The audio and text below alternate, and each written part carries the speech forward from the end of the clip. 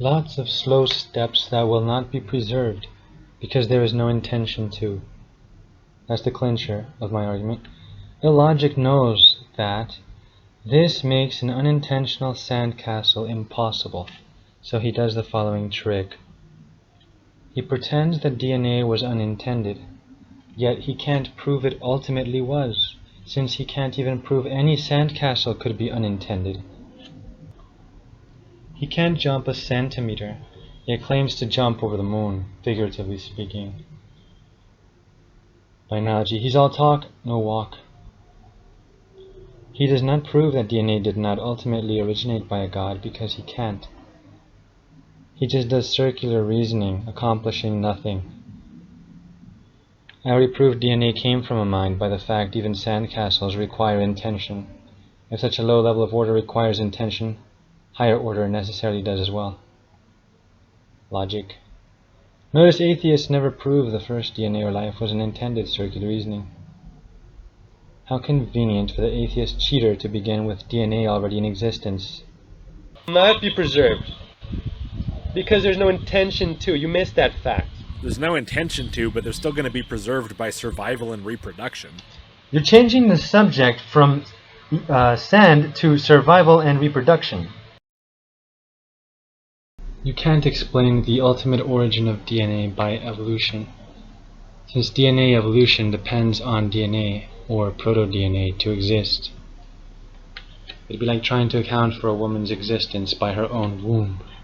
As for life reproducing, you haven't proven that life came about from non-life, so you haven't demonstrated anything for your side to make it legit.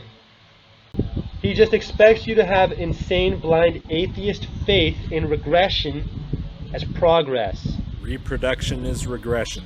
Apparently. I don't know how, but apparently it is, somehow.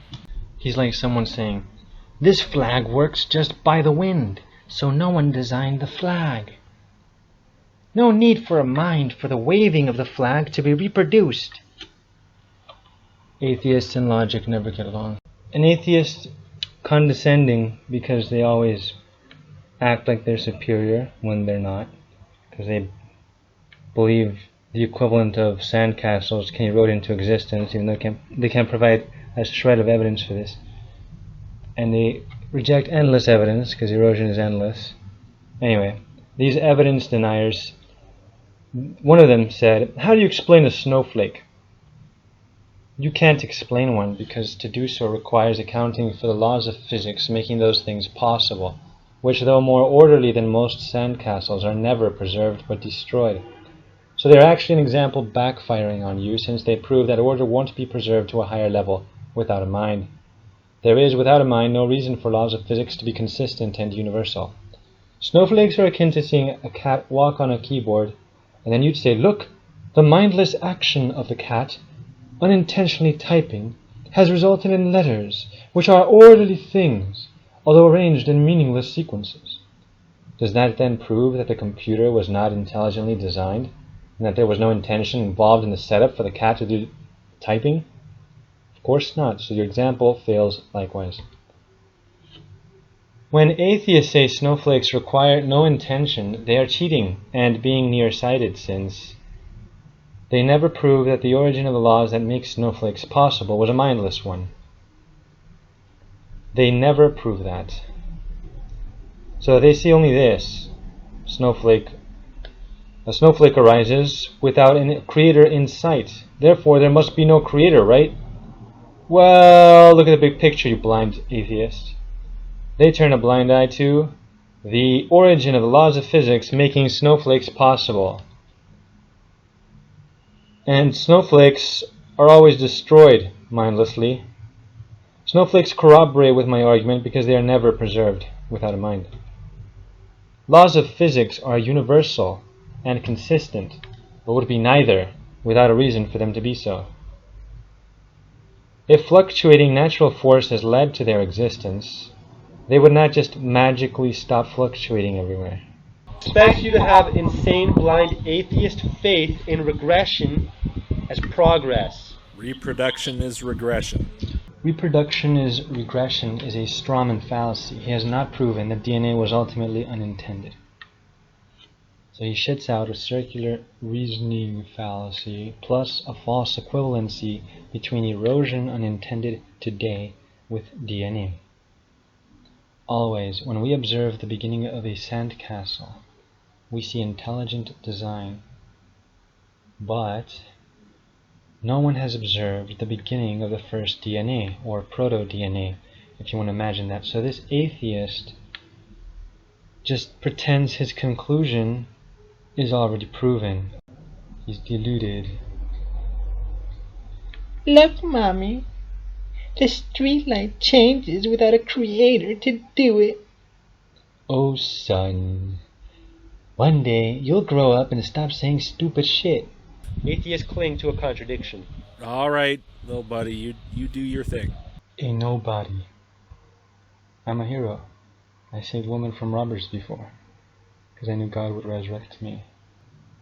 Info on the robbery following for verification of this extraordinary claim is to be included in my now under construction series Exposing Heretics. You're just a parasite and a figurative corpse in my path behind me. Your popularity with other parasitic atheist ingrates is where you get your worth.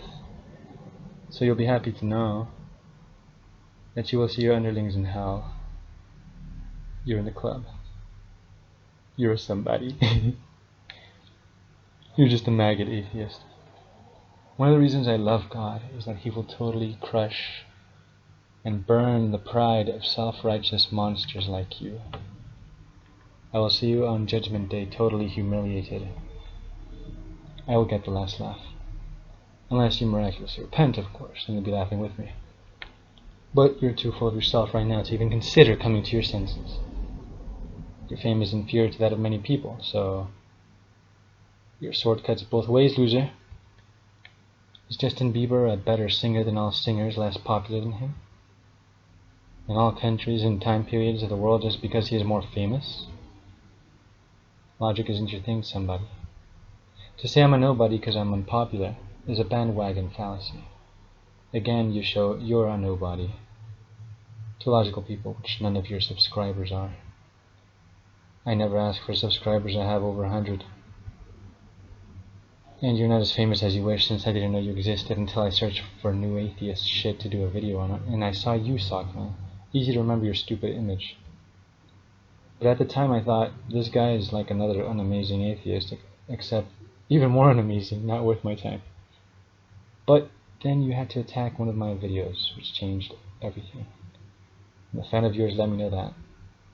And so, here we are, where I'm finishing mopping your blood with your sock, figuratively, for the mentally challenged. I have already proven you a liar, etc., so I have already discredited you, using your own words, and applying your own standard across the board, which in some cases you refuse to do because you're a hypocrite. I've already discredited you to anyone paying attention.